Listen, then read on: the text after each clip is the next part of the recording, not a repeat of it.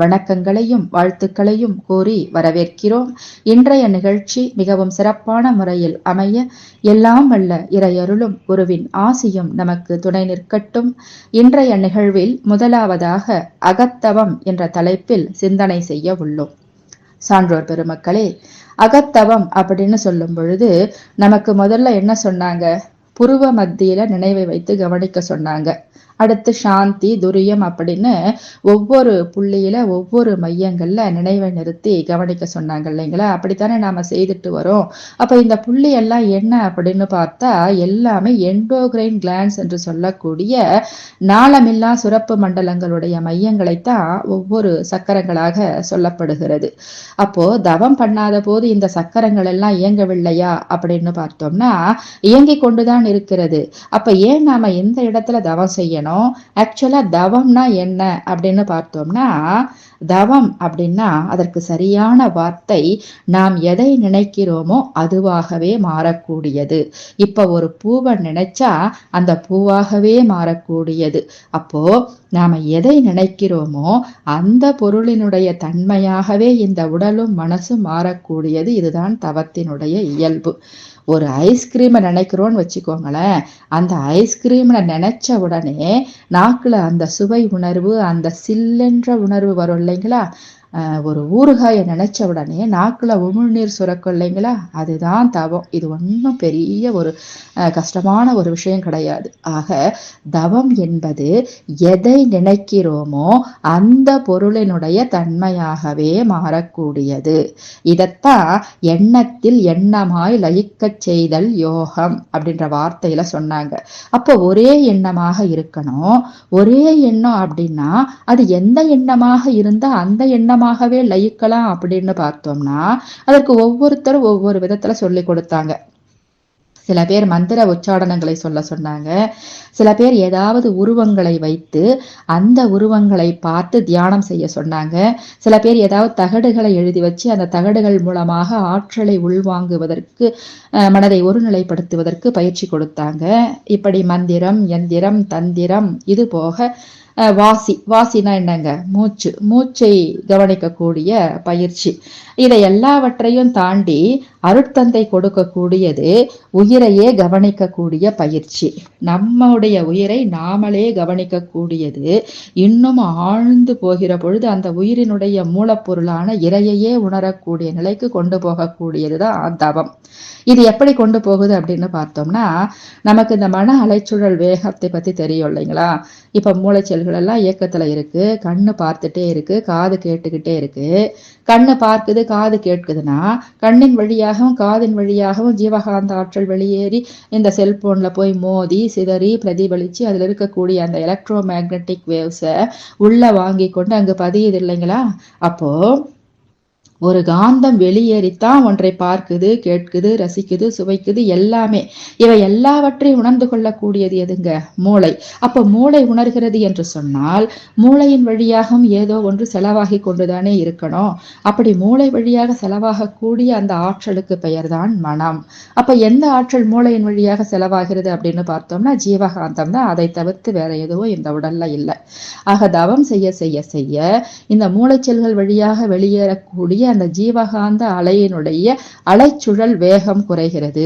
சாதாரணமா உணர்ச்சி வயப்பட்ட நிலையில வினாடிக்கு 14-40 சைக்கிள் பெர் செகண்ட் என்ற நிலையில் இருக்கக்கூடிய அந்த மன அலைச்சுழல் வேகம் தவம் பண்ண பண்ண பண்ண படிப்படியா குறைஞ்சி 13, 8, 4, 3, 2, 1 என்ற நிலைக்கு கொண்டு வந்து விடுகிறது. அப்போ அலைச்சுழல் வேகம் குறைய குறைய என்ன ஆகும்னா அந்த மனதினுடைய அலை நீளம் அதிகமாகும். அலை நீளம் அதிகமாகும் பொழுது மூளைச்செல்கள் அமைதியான நிலைக்கு வரும். அப்ப அமைதியான நிலைக்கு வருதுன்னா என்ன அர்த்தம்னா நுண்ணிய நிலைக்கு போகுதுன்னு அர்த்தம். அப்படி நுண்ணிய நிலைக்கு போகும் பொழுது என்ன நடக்கும்னா அந்த நுண்ணிய நிலையில் இருக்கக்கூடிய அலைகளோடு தொடர்பு கிட்டும். அப்ப எது நுண்ணிய அலை நிலையில இருக்கு? இந்த எலக்ட்ரோ மேக்னட்டிக் வேவ்ஸை விட அந்த காஸ்மிக் ரேஸ் நுண்ணியது. அதை விட நுண்ணியது இறைத்துகள். அதை விட நுண்ணியது இறைநிலை, சுத்தவெளி, ஹைலி மேக்னடைஸ் ஃப்ளூயிட் அப்படின்னு சொல்லுவாங்க. அருட்தந்தை அழகா சொல்வாரு. சர்வ வல்லமை பொருந்திய ஒளி ஊடுருவக்கூடிய தெய்வீக பாய்ம பொருள் அப்படின்னு சொல்வாரு. அப்போ அந்த தெய்வீக பாய்ம பொருளை உணர்ந்து கொள்ளக்கூடிய அளவிற்கு இந்த மனதினுடைய அலைச்சுழல் வேகம் குறையணும். இப்ப ஒண்ணும் இல்ல, இதை பேசிக்கிட்டு இருக்கோம், இங்க ஒரு குண்டூசி விழுதுன்னு வச்சுக்கோங்களேன். அந்த குண்டூசி விழுற சத்தத்தை கேட்கணும்னா என்ன பண்ணணுங்க? அந்த அளவுக்கு மனசை நுணுகி கவனிக்கணும் இல்லையா? இதைத்தான் அருட்தந்தை அழகா சொல்வாரு. அண்டர்ஸ்டாண்ட், ஒன்றை பற்றி நாம் புரிந்து கொள்ள வேண்டும் என்றால் ஸ்டாண்ட் அண்டர், அதற்கு கீழாக நுண்ணிய நிலையிலிருந்து கவனிக்கணும். அப்போ இந்த புற உலக இயக்கங்களிலே திரிந்து கொண்டிருக்கக்கூடிய இந்த மனதை அகம் நோக்கி இந்த 5 புலன்களை கடந்து உள்ள கவனிக்கின்ற போது இந்த சூட்சும ரகசியங்கள் எல்லாம் நமக்கு விளக்கத்திற்கு வரும். அதற்காக இந்த மன அலைச்சுழல் வேகத்தை குறைங்க அப்படின்னு கொடுத்தாங்க. அப்படி மன அலைச்சுழல் வேகத்தை குறைப்பதற்குண்டான ஒரு பயிற்சி தான் தவம். அப்ப எண்ணத்தில் எண்ணமாய் லயித்தால் என்ன ஆகுதுங்க? மன அலைச்சுழல் வேகம் குறையுது. மன அலைச்சுழல் வேகம் குறையும் பொழுது மனம் அதன் மூலமான இறையோடு இணைகிறது. The other end of the mind is almighty. அப்படி இணையும் பொழுது என்ன நடக்கும்னா எல்லாமே நமக்குள்ள வந்துடும். இதுதான் ரகசியம். அப்போ இறையோட இணையறோம் அப்படின்னா இறை இல்லாத இடம் எதுங்க? எல்லாமே இறையனுடைய தன்மையாகத்தானே காட்சி அளிக்கிறது. இறைவணக்க பாடல் அழகா சொல்றாரு இல்லைங்களா அருட்தந்தை? எல்லாம் வல்ல தெய்வம் அது எங்கும் உள்ளது நீக்கமர, தூணிலும் இருப்பான் துரும்பிலும் இருப்பான். அப்ப எல்லா இடத்திலும் நீக்கமர நிறைந்திருக்கக்கூடிய அந்த இறையை உணர்ந்து கொள்ளுகிற பொழுது உன்னிலே நான் அடங்க, நான் உனக்குள்ள அடங்கிட்டம்பா, என்னுள்ளே நீ விளங்க, என்னுள்ளும் புறமுமா எல்லா இடத்திலும் நீதான் வியாபித்திருக்கிறாய் என்பதை நான் உணர்ந்து கொண்டேன். அப்ப எனக்கு என்ன நிலை வருங்க? யாதும் ஓரே யாவரும் கேளீர், எல்லாமே எனக்கு சொந்தம் என்கின்ற ஒரு எண்ணம் எனக்கு வந்துடுச்சுன்னா எனக்கு ஏதாவது தேவை இருக்குமா? இப்ப ஒரு பொருள் சொந்தம் இல்லைனா தானே எனக்கு அது தேவை அப்படின்ற ஒரு எண்ணம் வரும். இப்ப எனக்கு ஒரு புது செல்போன் இருந்தா நல்லா இருக்கும்னு நினைக்கிறேன். அது இங்கதான் சமுதாயத்துல ஏதோ ஒரு கடையில இருக்குது. இப்ப எல்லாமே எனக்கு சொந்தம் அப்படின்ற பட்சத்துல நான் போய் அந்த கடையில இருக்கிற செல்போன் எடுத்துட்டு வந்துட முடியுமானா அப்படி கிடையாது. தவ ஆற்றலினால் இந்த காந்த களத்தினால் தேவையானது ஈர்க்கப்பட்டு எடுத்து கொள்ளப்படும். அப்ப இது என்ன ஜீபூம்பா மாதிரி இருக்குதே அப்படின்னு பார்த்தோம்னா நம்முடைய அனுபவத்திலேயே நிறைய பார்த்திருப்போம். நம்முடைய உடன் பிறந்த அண்ணனோ தம்பியோ இல்ல நண்பர்களோ என்ன சொல்வாங்க, இந்த மாதிரி இந்த ஒரு பொருள் வாங்கினேன், ஆனா இது எனக்கு இப்ப தேவைக்கு இல்லை, உங்களுக்கு தேவையா இருந்தா நீங்க வச்சுக்கோங்க அப்படின்னு சொல்லிட்டு கொடுத்துட்டு போயிடுவாங்க.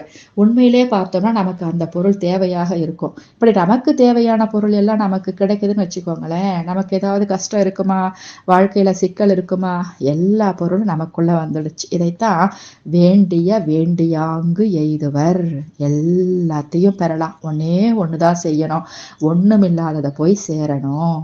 இருள் சேர் இருவினையும் சேரா, இருளை மட்டும் சேர்ந்துட்டா போதும், எதுவுமே நம்ம கிட்ட சேராது. 2 வினைகள், முன்வினை பின்வினை சஞ்சிதம் பிராரப்தம் எல்லாமே போயிடும். அப்ப அந்த இருள் என்ன? ஒன்றும் இல்லாதது. அப்ப அந்த ஒன்றும் இல்லாததை சேருகின்ற பொழுது வேண்டிய வேண்டியாங்கு எய்தலாம். இதைத்தான் தட்டுங்கள் திறக்கும் என்றார், தனக்குள்ளே பேராற்றல் புதையல் கண்டோம் அப்படின்னாங்க. பைபிள்ல என்ன சொல்றாங்க? பரலோக சாம்ராஜ்யம் உன் அருகில் இருக்கிறது, தட்டுங்கள் திறக்கப்படும், கேளுங்கள் கொடுக்கப்படும். அப்படி தட்டுவதற்கும் கேட்பதற்கும் இந்த மனதிற்கு ஒரு வலிமை வேண்டும் இல்லையா? அந்த வல்லமையை கூட்டுவதற்கு பெயர்தான் தவம். மனம் தன் திறமையையும் வல்லமையையும் பெருக்கிக் கொள்ளுகிற பயிற்சிக்கு பெயர்தான் தவம். எப்படி பெருக்கிக் கொள்வது அப்படின்னா, ஆசான் தொட்ட அந்த இடத்திலே ஒன்றி ஒன்றி நின்று அறிவை பழக்க உறுதி நுட்பம் சக்தி இவை அதிகமாகும். நல்ல உறுதியா நுட்பத்தோட சக்தியோட வாழும் திறன் நமக்கு கிடைச்சிடும். அடுத்த வரி பாருங்க, அதுதான் முக்கியம். அன்று அன்று அடையும் அனுபவங்கள் எல்லாம் அறிவினிலே நிலைத்துவிடும், நன்று என்று கண்டபடி செயல்களாற்றும் நற்பண்பு புலன்களுக்கு அமைந்து போகும். அப்போ தவம் செய்ய செய்ய செய்ய எது நல்லது எது கெட்டது என்று தெரிந்து நல்லதின்படி வாழ்வதற்குண்டான பழக்கம் புலன்களுக்கு அமைந்துவிடும். என்றென்றும் கருவிடத்தே அறிவை ஒன்றும் இயற்கை முறை சிறப்புடைத்து ஈதே தவமாம். அப்ப தவம்னா என்ன? என்றென்றும் கருவிடத்தே அறிவை ஒன்றும். கருணா என்ன? இறை. எல்லாவற்றுக்கும் கருவாக இருப்பது எது? இறைதானே. அப்ப அந்த இறையோடு இணைவதற்கான இயற்கை முறை சிறப்புடைத்து ஏதே தவமாம். அப்ப தவம் என்பது இறையோடு இணைவதற்கான ஒரு பயிற்சி. இறையோடு இணைஞ்சா மனம் தன்னுடைய ஆற்றலையும் வலிமையையும் கூட்டிக் கொள்ளும். எப்படி? எப்பொருளை, எச்செயலை, எக்குணத்தை, எவ்வுயிரை எவரொருவர் அடிக்கடி நினைந்தால் அப்பொருளின் தன்மையதாய் நினைப்போராற்றல் அறிவினிலும் உடலினும் மாற்றம் காணும். இப்பெருமை இயல்பூக்க நியதி. ஒரு பூவை நினைச்சா அந்த பூவாகவே மனம் மென்மையா வாசமா மாறுது இல்லைங்களா?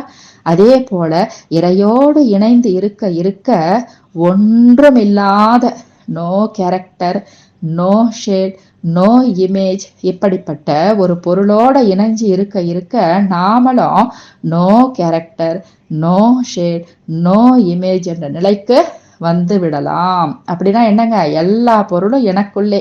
ஏன்னா எல்லா இடத்திலேயும் அங்கிங்கெனாதபடி எங்கும் பிரகாசமாய் ஆனந்த பூர்த்தியாய் அருளோடு நிறைந்தது எது? தன்னருள் வெளிக்குள்ளே அகிலாண்ட கோடியே எல்லாம் தங்கும்படிக்கு இச்சை வைத்து உயிருக்குயிராய் தழைத்தது எது? மனவாக்கினில் தட்டாமல் நின்றது எது?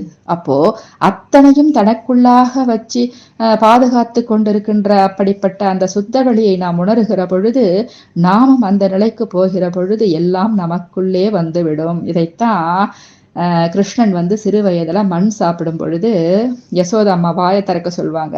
வாய்க்குள்ள பார்த்தா அந்த அண்ட சராசரமும் உள்ள தெரியுது அப்படின்னுவாங்க. அப்படின்னா என்ன அர்த்தம் அப்படின்னா, எல்லாமே உனக்குள்ளே இருக்குது, அண்டத்தில் உள்ளதெல்லாம் இந்த பிண்டத்திலும் இருக்குது. அப்ப அதை உணரணும். உணர்வதற்கு இந்த மனதை மாற்றி அமைக்கணும். அப்படி ஒரு பழக்க பாதையில போய் கொண்டிருக்கக்கூடிய இந்த மனதை விளக்க பாதைக்கு மாற்றி அமைக்கணும். அப்படி மாற்று பாதை நோக்கி செல்லக்கூடிய ஒரு பயிற்சி தான் அகத்தவம். ஆக தவம் செய்தால் இறையோடு இணைகிறோம், அதன் தன்மையோடு இருக்க பழகுகிறோம். அதன் தன்மை என்னங்க? அன்பும் கருணையும் தானே. வாழ்க வளமுடன்.